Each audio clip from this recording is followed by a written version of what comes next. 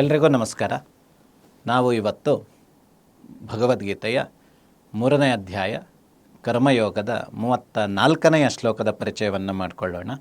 ಶ್ಲೋಕ ಹೀಗಿದೆ: ಇಂದ್ರಿಯಸ್ಯೇಂದ್ರಿಯಸ್ಯಾರ್ಥೇ ರಾಗದ್ವೇಷೌ ವ್ಯವಸ್ಥಿತೌ ತಯೋರ್ನ ವಶಮಾಗಚ್ಚೇತ್ ತೌ ಹ್ಯಸ್ಯ ಪರಿಪಂಥಿನೌ. ಈ ಶ್ಲೋಕದ ಅರ್ಥ ಹೀಗಿದೆ: ರಾಗದ್ವೇಷೌ ಪರಿಪಂಥಿನವು. ರಾಗ ಮತ್ತು ದ್ವೇಷ ಅವೆರಡು ಪರಿಪಂಥಿನವು, ಅಡ್ಡಿಗಳು ಅಂತ ಹೇಳ್ತಿದ್ದಾನೆ. ದ್ವೇಷ ಅಂದರೆ ಅಸೂಯೆಯಿಂದ ಬಂದದ್ದು ಅಂತ ನೋಡಿದ್ವಿ.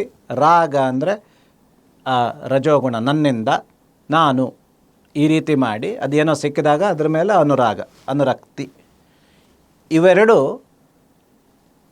ಇಂದ್ರಿಯಗಳಿಂದ ಪ್ರೇರಿತವಾಗಿ ಉಂಟಾಗುವ ಎರಡು ವಿಚಾರಗಳು. ಈ ರಾಗದ್ವೇಷ, ಈ ಆತ್ಮ ಸಾಕ್ಷಾತ್ಕಾರ, ಆತ್ಮಜ್ಞಾನ ಅಥವಾ ದೈವ ಪ್ರಜ್ಞೆ, ಈ ರೀತಿಯ ಆ ಗುರಿಯತ್ತ ಸಾಗಲಿಕ್ಕೆ ಆಗುವ ಅಡ್ಡಿಗಳು ಅಂತ ಶ್ರೀಕೃಷ್ಣ ಹೇಳ್ತಿದ್ದಾನೆ. ಅಂದರೆ ಇಂದ್ರಿಯಗಳನ್ನು ಸಂಯಮಿಸಬೇಕು, ಇಂದ್ರಿಯಗಳ ನಿಗ್ರಹವನ್ನು ಮಾಡಬೇಕು. ಕಾಮವನ್ನು ತಡೆದ್ರೆ ಆಗ ಇಂದ್ರಿಯಗಳು ಆ ಕಾಮವನ್ನು ಪೂರ ಮಾಡಲಿಕ್ಕೆ ಹೋಗದೆ ರಾಗದ್ವೇಷ ಇತ್ಯಾದಿಗಳು ಬರೋದಿಲ್ಲ ಅನ್ನೋದು ಉದಾಹರಣೆ. ಇದು ನಾವು ಯಾವ ವೃತ್ತಿಯಲ್ಲಿ, ಯಾರ ಜನಜೀವನದಲ್ಲಿ, ನಮ್ಮ ನಿತ್ಯ ಜೀವನದಲ್ಲಿ ನೋಡಿದರೆ ಎಷ್ಟು ಸರ್ತಿಯೋ ಇದು ಕಾಣುತ್ತೆ.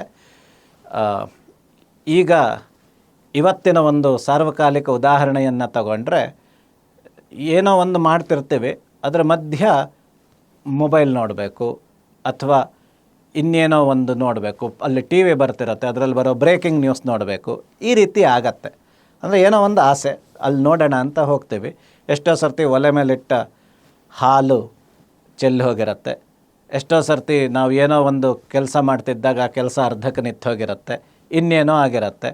ಇದೆಲ್ಲ ಹೇಗಂದರೆ, ಆ ಒಂದು ಕೆಲಸ ಮಾಡೋದು ನಮ್ಮ ಭಗವಂತನನ್ನು ಅರಿಯುವ ಒಂದು ಗಮ್ಯ ಅಂತ ಅದಕ್ಕೆ ಸಮೀಕರಿಸ್ಕೊಂಡ್ರೆ, ರಾಗದ್ವೇಷಗಳು ಹೇಗಂದರೆ, ಇಲ್ಲೇನೋ ಟಿ ವಿ ನೋಡೋಣ ಅಂತ 2 ನಿಮಿಷ ಆಚೆ ಈಚೆ ಹೋಗ್ತೀವಲ್ಲ, ಅದೆಲ್ಲ ಆ ರೀತಿ, ಅವೆಲ್ಲ ಅಡ್ಡಿಗಳು. ಆ ಕೆಲಸ ಮಾಡಲಿಕ್ಕೆ ಆಗೋದಿಲ್ಲ. ವಿದ್ಯಾರ್ಥಿಗಳಂತೂ ಇದನ್ನು ತುಂಬ ಗಮನಿಸ್ಕೊಳ್ಬೇಕು. ಇದನ್ನು ನಾವು ಸ್ವಾಮಿ ಜಗದಾತ್ಮಾನಂದರ ಪುಸ್ತಕದಲ್ಲಿ ಕೂಡ ನಾವು ನೋಡಿದ್ದೀವಿ. ಅವರು ಹೇಳ್ತಾರೆ, ವಿದ್ಯಾರ್ಥಿಗೊಂದು ಪತ್ರ ಅಂತ ಅದರಲ್ಲಿ ಹೇಳ್ತಾರೆ ಅವರು. ಬೆಳಿಗ್ಗೆ ಎದ್ದಾಗ ಕಾಫಿ ಕುಡಿಯೋಣ, ಇನ್ನೊಂದು ಕುಡಿಯೋಣ ಅಂತ ಅನಿಸೋದೆಲ್ಲ ಸಹಜ. ಎಲ್ಲದಕ್ಕೂ ಒಂದು ನಿಯಮ ಅಂತ ಮಾಡಿಕೊಂಡ್ರೆ ಮಾಡು, ಎಲ್ಲವನ್ನು ನಿಯಮ ಅಂತ ಮಾಡಿಕೊಂಡು ಮಾಡು ಅಂತ ಹೇಳ್ತಾರೆ.